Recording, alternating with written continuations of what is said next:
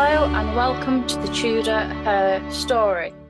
Today I am discussing Queen Mary Tudor, sister to King Henry VIII, with Amy McElroy.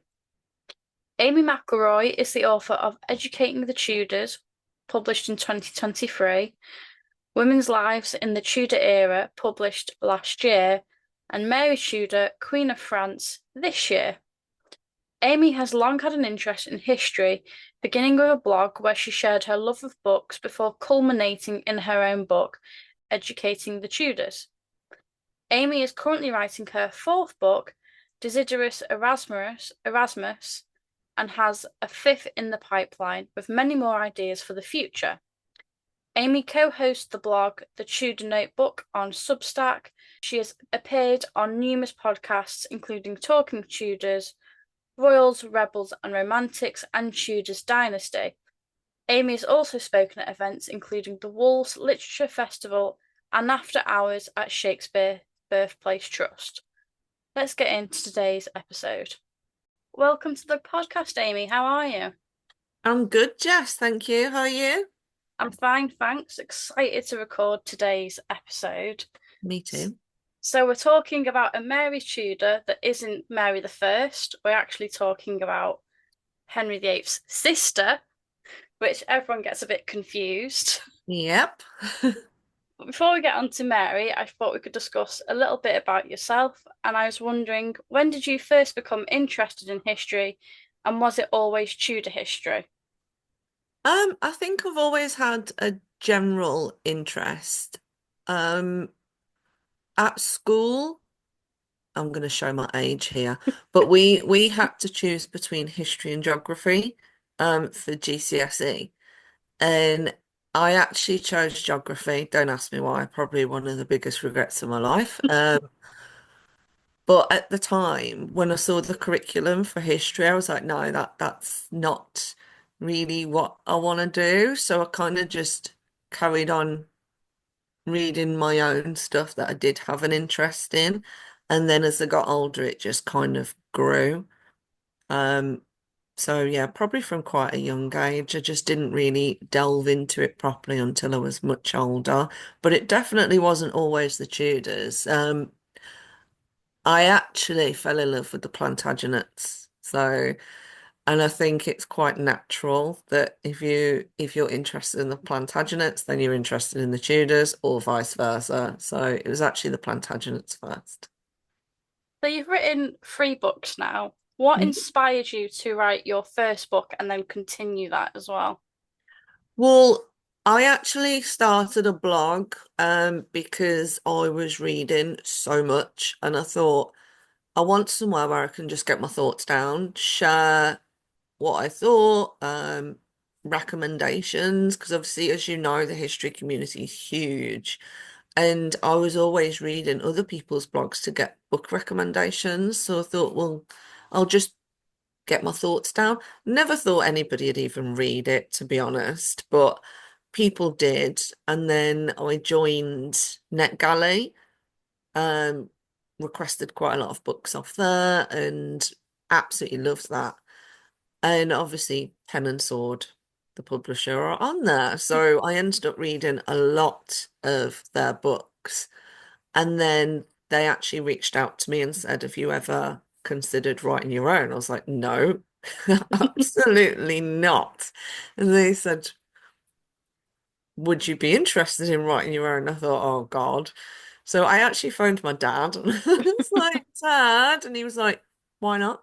He's like, give it a go. If it goes wrong, it goes wrong. You've lost nothing. And I thought, that's actually a good way to look at it. So I'm doing something that I love.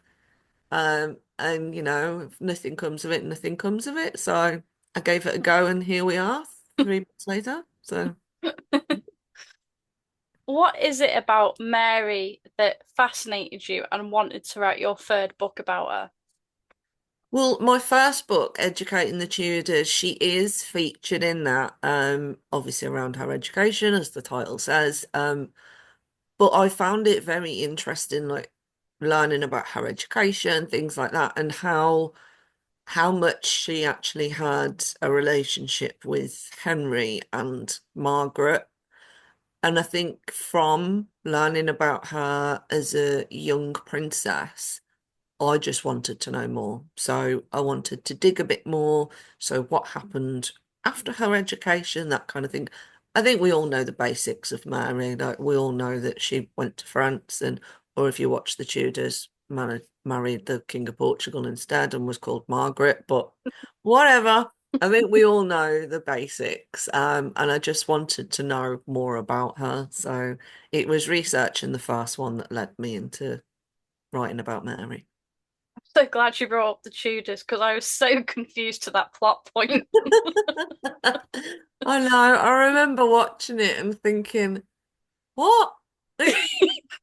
They've combined the two sisters and brought Portugal into it. But okay, I think we've all watched it. It's a guilty pleasure for us all. But I think the good thing about it is it gives people an interest in history who'll then go off to do their own reading and stuff. So I'm not against it. It is what it is. On to the main lady herself. Who were Mary's parents? And we've mentioned her siblings, but if we could just say who all the siblings were.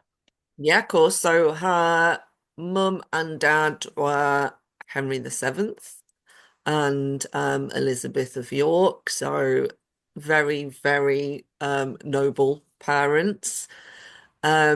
Her siblings, the first was Arthur, so Arthur Tudor, Prince of Wales. So he was born in September 1486. Following Arthur was Margaret, who was born 3 years later in 1489. She would go on to marry James IV of Scotland, become Queen of Scotland. Then was Henry. He was born 1491. Obviously, everybody knows about Henry, so I won't dwell on him. Next was Princess Elizabeth. So Elizabeth was born in 1492, but sadly she died aged 3. Um, so Mary actually never got to meet Elizabeth because Mary wasn't born till 1496. And then after Mary, there were two more. So there was Prince Edmund, who was born 3 years after Mary, but sadly he died the following year in 1500. And then there was Catherine, who was born in 1503 and sadly died within days. And Elizabeth of York also passed at the same time. Well, not the same day, but around the same time due to complications with childbirth. So yes, those were her siblings. Quite a few siblings that she Yes, had. did, yes. So you said that you were interested in Mary's education, and it is mentioned in your first book. What education did Mary receive growing up? Mary actually had a very good education. So she was raised largely in the royal nursery, so mostly based at Eltham Palace. And alongside her were Margaret and Henry. Um, Arthur was away at Ludlow, so his education was separate. But Mary was quite lucky in that the the age gap between herself and Henry allowed for her to be able to share some of his lessons, not all of them, because the education for a boy was much more intense. And it was believed that girls didn't need to know everything, but she did have tutors. So she did actually have Giles Dews, who can possibly boast the only person to have tutored all four of those children. So Arthur, Margaret, Henry, and Mary. He taught them bits of French and music. She also managed to have a few lessons from John Skelton, who was a tutor to Henry and was very renowned scholar and poet, although he did manage to annoy some people within the Tudor court, but that's another story. And then Henry also had a tutor called William Hone. And when Henry's education came to an end, he actually was retained and asked to tutor Mary instead. She also had a man called Palsgrave who taught her French. So obviously very beneficial for her future and where she would end up.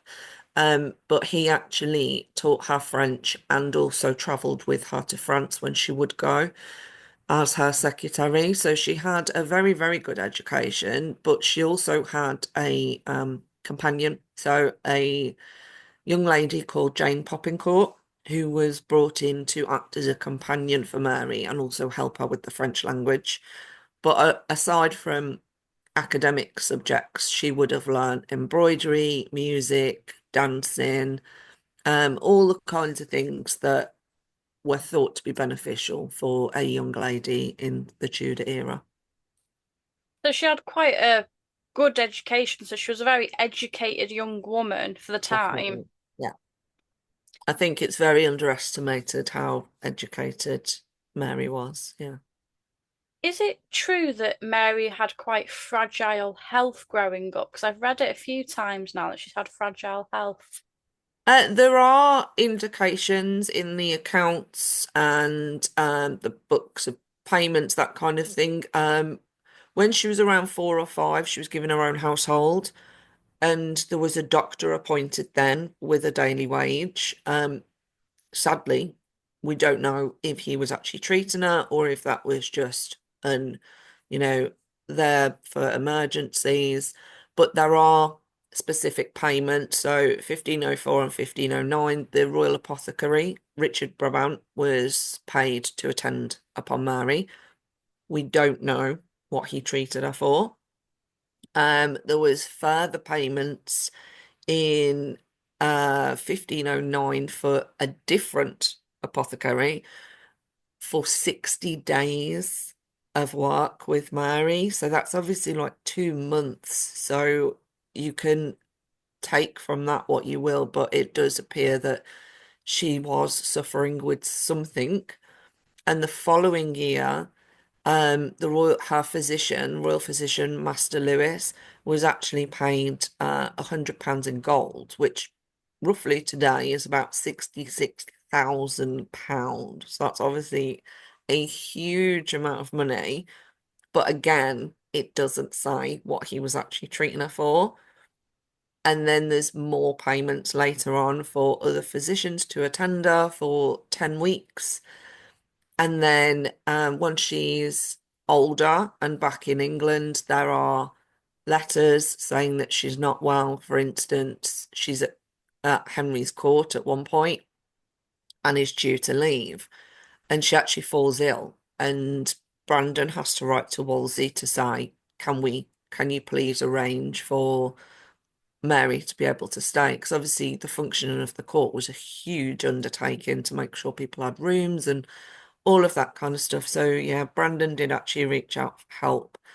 And then there are other instances where she's either been delayed getting to court or leaving court because she has fallen ill.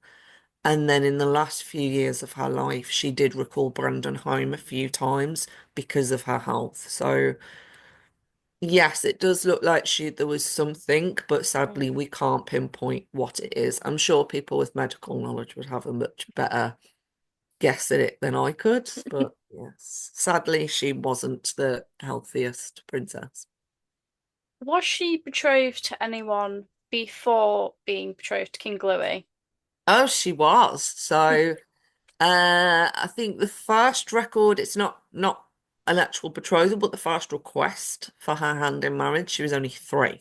So, um, the ambassadors on behalf of Ludovico Sforza, who was the Duke of Milan, approached Henry VII and asked for her hand in marriage for the Duke's son. Henry obviously said no, she's too young. He was quite polite about it and said, come back in a few years and we'll think about it then. But the main betrothal of Mary's life was actually Prince Charles, who would become Emperor, Holy Roman Emperor in years to come. Um, Negotiations for that appear to have started around 1500, but nothing came of it. So Henry met Charles's father, Archduke Philip, when they were both in France, and it was raised then, but both of them seem to have forgot about it. But a few years later, they signed a treaty and her marriage was part of that. But Philip sadly died in 1506, and the negotiations passed to the grandfathers of Charles, which were Emperor Maximilian and Ferdinand. So they kind of messed about a bit, but she was actually officially betrothed in 1508 at a betrothal ceremony at Greenwich. So, yes, she was definitely betrothed before she married Louis. How did the marriage negotiations for Mary's marriage to King Louis begin? Okay, so when Henry VII died and Henry VIII took the throne, he actually continued the marriage negotiations for Mary and Charles. At the time, Ferdinand and Maximilian had their own agendas. So they were constantly either asking Henry for soldiers or money, and they used the marriage as a bargaining chip. Like, for instance, oh, we'll agree to the marriage if you send X, Y, Z. Ferdinand was insisting that Henry marry Catherine and then he would approve it. But obviously, once Henry did marry Catherine, he lost his bargaining chip, so he had to find other things. Um, so there were various treaties, and I think Henry essentially got fed up of waiting because eventually Ferdinand and Maximilian signed a treaty with France. And the that treaty stated that Charles would actually marry Renee, who was the younger daughter of Louis. So they'd essentially gone behind Henry's back and I suppose betrayed him in a way.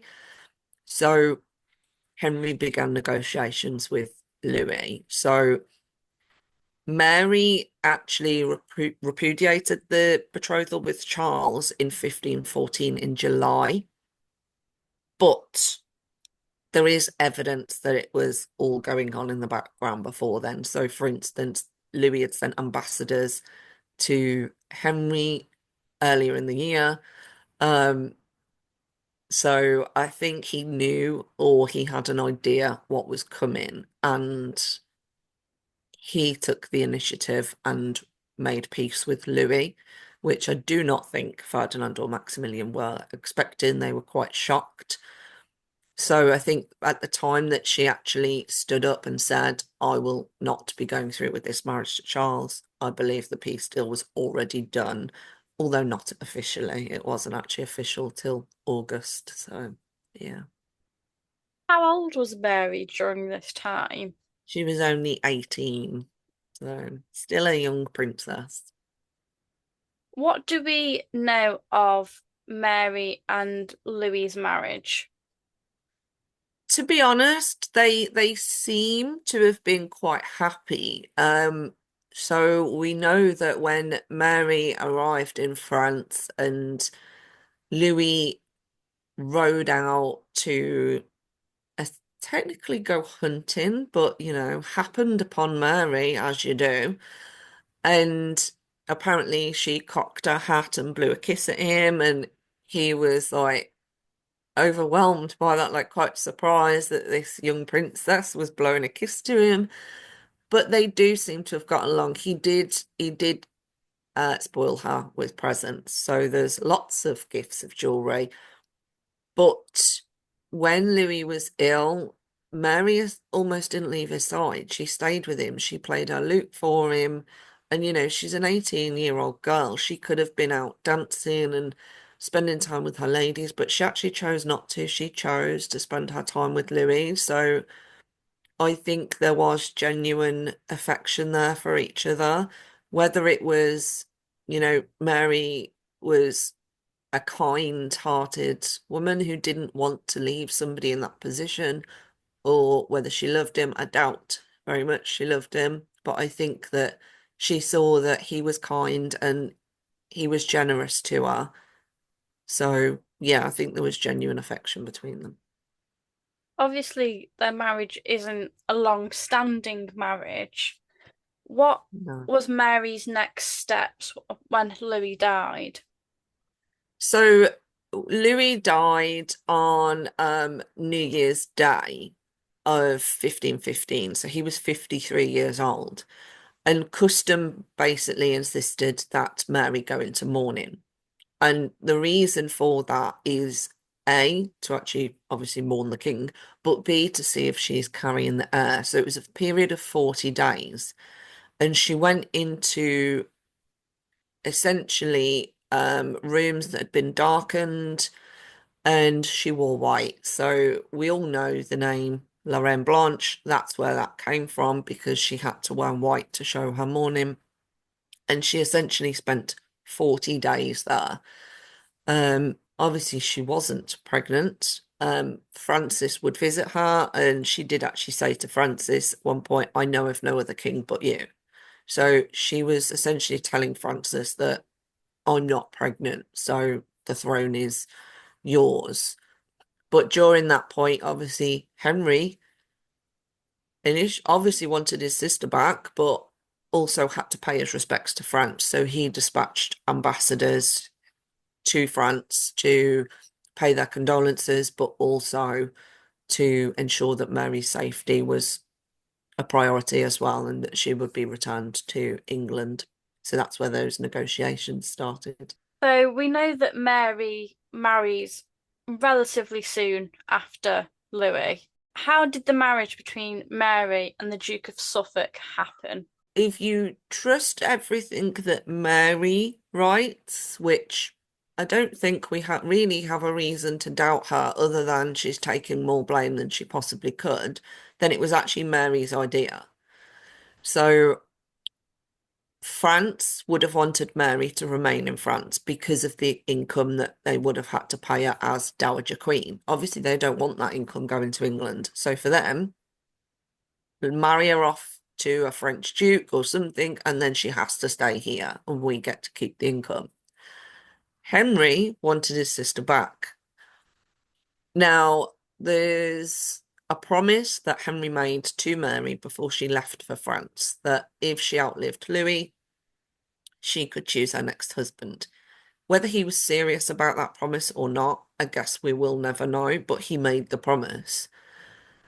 But Mary wasn't stupid. I think she also knew that if Henry got an offer that was too good to refuse, she could possibly be married off wherever he chose. There is also hints in the records that Henry made Brandon promise not to do anything when he dispatched him as an ambassador.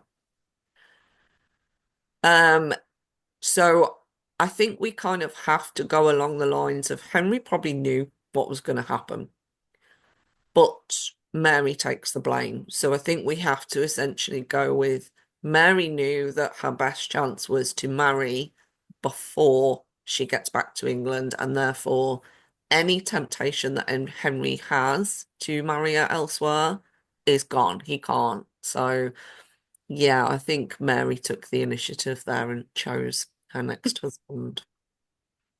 What were the reactions of King Henry, the English court, and the French when this marriage comes out? Henry, uh, on the face of it, was very, very angry. But I personally believe it was a front. As I've said, I believe he knew what was going to happen. But, his sister is a princess. She's a dowager queen. To let his best friend, who, yes, he'd elevated him to a duke, but, it still was technically below her in the social ranks and not react. Henry, he would have faced the wrath of his council if he didn't at least pretend to react.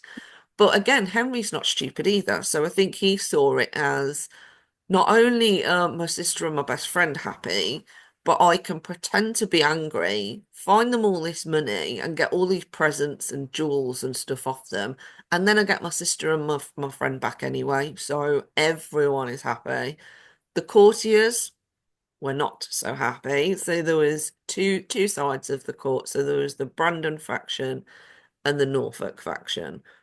Um, Obviously Norfolk was not happy, but what can you do? The king makes his own decision. If he is happy to eventually forgive them and fine them, then that's his business. But yes, they definitely weren't happy. I think they thought that Brandon had elevated himself and that Mary had nothing to do with it, or at least that's what they liked to think. But yeah, I think Mary knew exactly what she was doing.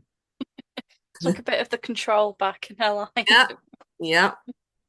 What was the relationship like between Mary and Henry throughout their life? They also appear to have had a very close relationship. I know, obviously, before Mary left for France, she was very, very involved in Henry's court. So she was always his dance partner. She was involved in masks and entertainment. Henry paid for all her costumes. He gave gifts on her behalf at weddings and religious holidays. He would pay her alms. So they do appear to have been close. He would send for her if she was in a different palace to him. Um, so yes, and essentially, even when Henry married Catherine, Mary stayed in his part of the palace. So there was obviously the king's side and the queen's side. Mary stayed in Henry's. So I think that gives an indication of how close they actually were. Hmm. So yeah, I do believe that they had a very close, loving sibling relationship. What was the relationship like between Charles and Mary once they married? Was it still close, even with her being close with Henry as well? Yes, obviously they got hugely fined. And I think he Henry did forgive them quite quick, and they were recalled to court quite quick. So Brandon was obviously back in favour, doing jousting and whatever else with Henry. And Mary would obviously spend a lot of time with Brandon as well. So I think sometimes there are occasions where Mary would remain at their estate and Brandon would be called to court. But obviously that's the nature of the royal court in that time period. But there are letters like between the two and things like that. And Brandon mentioning that he's been recalled home because Mary's not well and things like that. And when they actually returned to England, Mary got Brandon to get he had two daughters previously, Anne and Mary. Anne was overseas at the court of Margaret of Austria. She actually got him to bring both of his daughters to live with her. So I think that shows that to her, she wanted that family.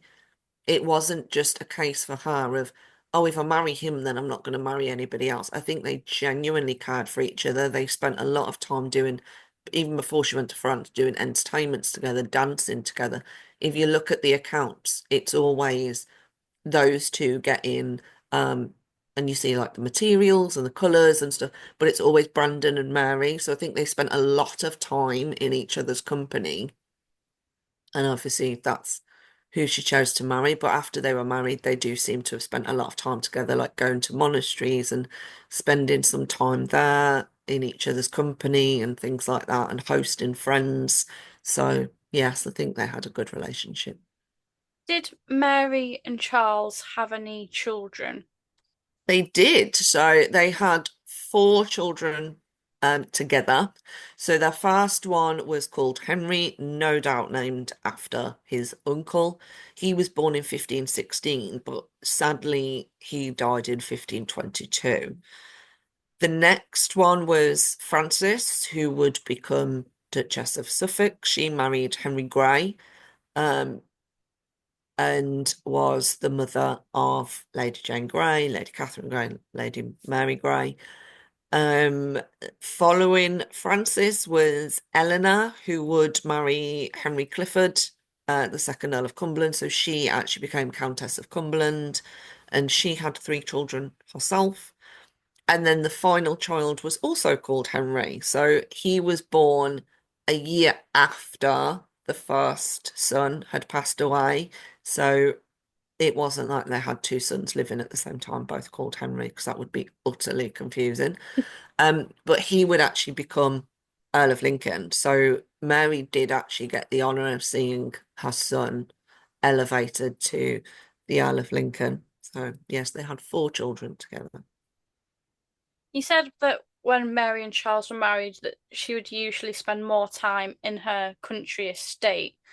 When she was at court, did she spend a lot of time with Queen Catherine?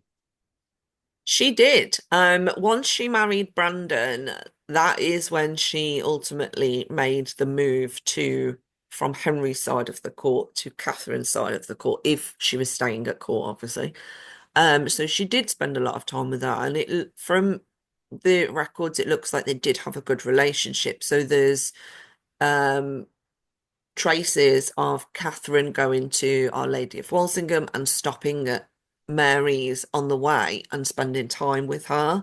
So obviously she didn't have to do that. She was queen, and so I do believe they had a good relationship. And again, although Catherine doesn't appear to have been as involved in court entertainment, she was obviously always there as a spectator. So again, I think they spent a lot of time organizing and having fun. So it looks like they genuinely had a fun time together at court, which I think is quite nice. And when Mary was younger, before uh, her father died, Mary and Catherine would actually go hunting with Henry VII and stuff. So I think even then they'd formed a bond, like a sisterly bond. So yes, I do think they had almost sibling relationship.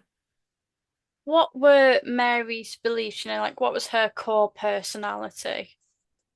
Mary was very big on charity. There's a lot of her letters that are making reference to asking for help for people.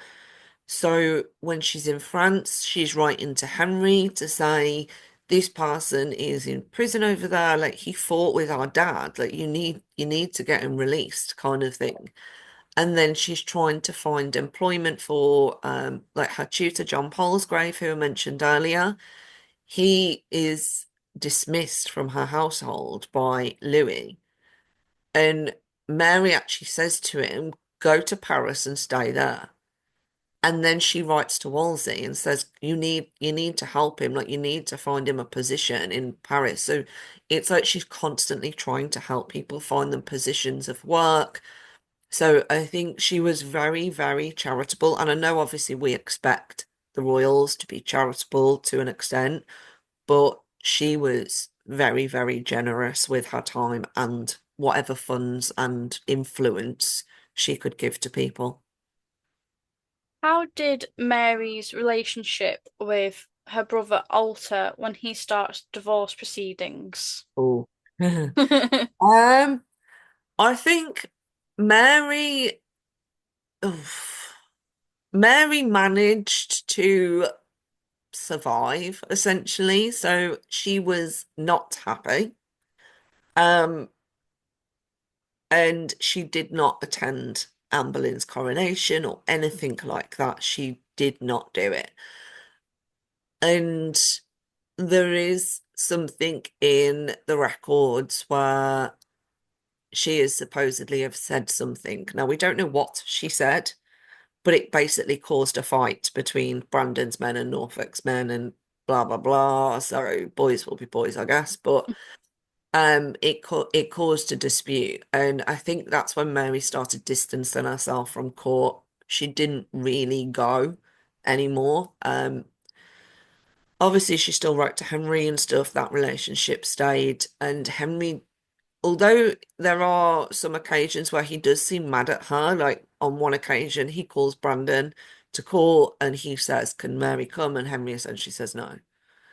So I think there were elements of Henry being a bit annoyed with her, but he never cut her off. Like, I think that sibling relationship managed to survive whatever Mary's feelings were. I think she felt that her bond with Catherine was too strong to not say anything and not take a stand alongside her sister-in-law.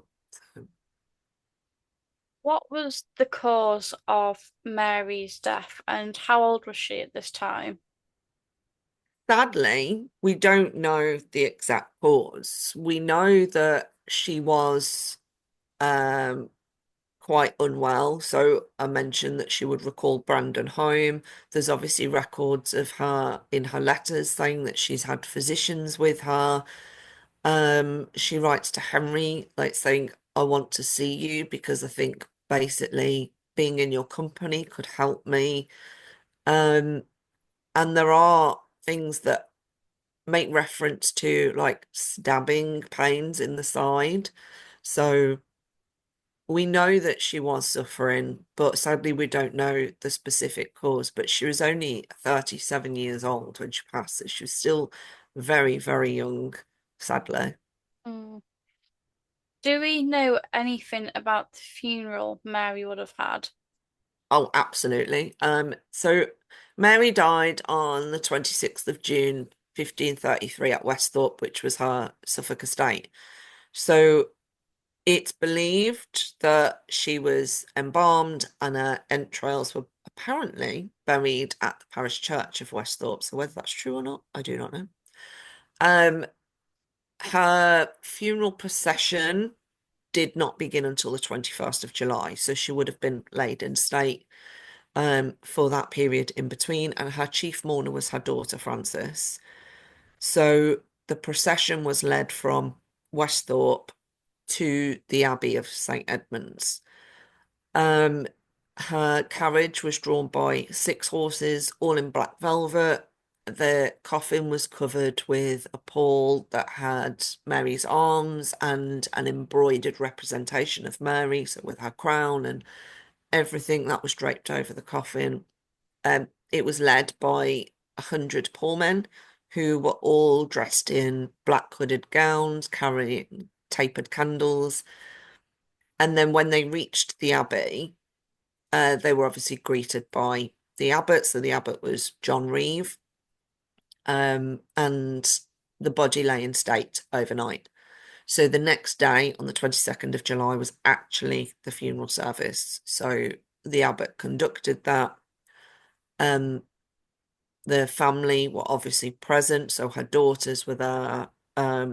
Her stepdaughters were also there with all their partners, all of her household staff. So they broke their staves into the grave at the end. Um, and she was actually buried at the Abbey, but Henry also paid for services at St. Paul's and Westminster Abbey. So I think that also shows you that that relationship was still there even when she died. I was just going to ask you, do we know what the reactions were of Charles and Henry upon Mary's death? Charles, we don't actually see any specific evidence of how he felt, but I wouldn't imagine that a Tudor man such as Charles Brandon is going to write a letter about his feelings. So I'm totally not surprised that there's anything, but I do think he would have mourned her.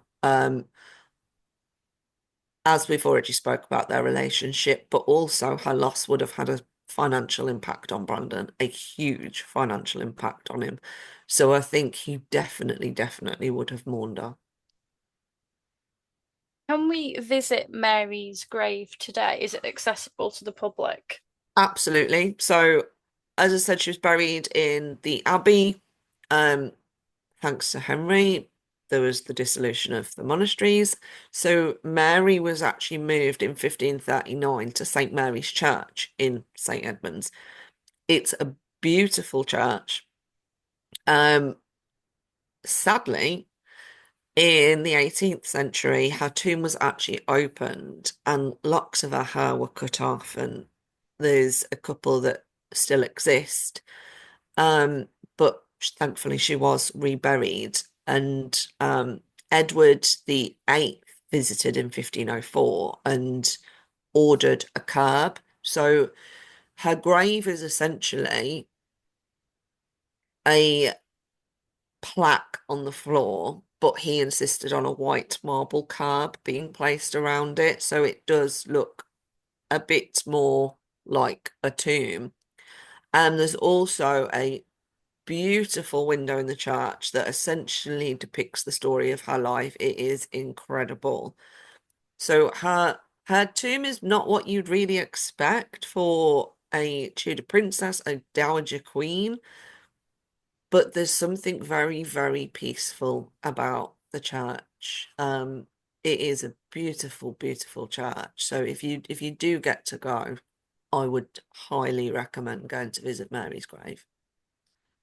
Does Mary have a legacy? Um, I think she definitely does in that I think this is a sad legacy to have, but essentially she was the grandmother of Lady Jane Grey. So, there is that side of it. And as I said, that's not a nice legacy to have. But I think that she's very underrated as well. So I think if we can shed a bit more light on her, she's definitely got other qualities which she should be recognised for, i.e., her charity, her education, things like that. So, yeah, she definitely has a legacy. Before I let you go, I like to ask my guests five fun Tudor questions. Mhm. So, firstly, have you got a Tudor pet peeve? Ooh, pet peeve. I think, and I know this can't be helped, but I think I'd have to say the amount of different spellings for the same name. So, do you know what I mean? It's like Yeah. Catherine with a K, Catherine with a C. And obviously spelling back then it didn't matter. But I think these days it's frustrating that there are so many different ways. And technically it's not wrong. So we know like Catherine of Aragon, her grave is spelled with a K, but then we've got records of Catalina with a C. So it's like, well, technically neither of them are wrong then, but it's just annoying. So I think I'd probably say that's my pet peeve. No, it is annoying because I'm literally trying to write something at the minute with all the six Y's. It's like, I don't know what spelling to use. Yeah.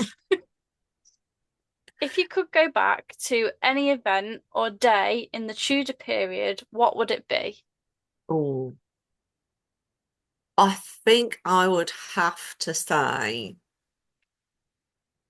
the Field of Cloth of Gold, just for to see it, because obviously we've seen the records of how much was paid out and what was there, but to actually be able to see it in all its glory, absolutely, I'd love to see that.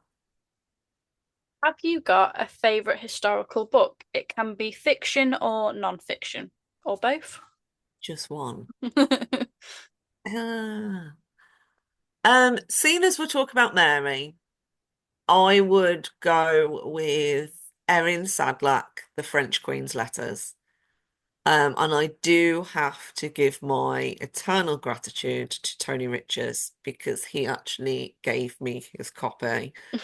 Um, it's a very expensive book. Well, it's an expensive book.